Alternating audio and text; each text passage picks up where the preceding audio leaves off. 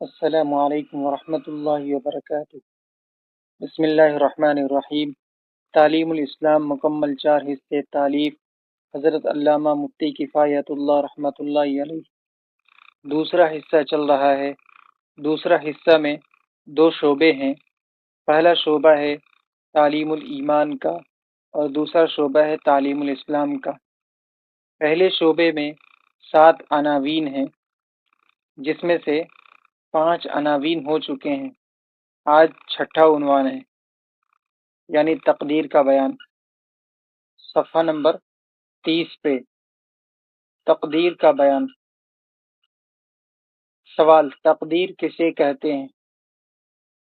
جواب: ہر بات اور اچھی اور بری چیز کے لیے خدا تعالیٰ کے علم میں ایک اندازہ مقرر ہے، اور ہر چیز کے پیدا کرنے سے پہلے خدا تعالیٰ اسے جانتا ہے۔ خدا تعالیٰ کے ہی علم اور اندازے کو تقدیر کہتے ہیں۔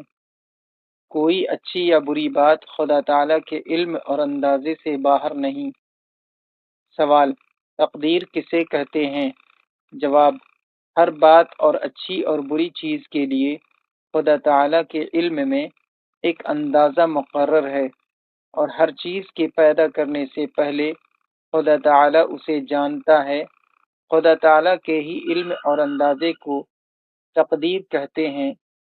کوئی اچھی یا بری بات خدا تعالیٰ کے علم اور اندازے سے باہر نہیں۔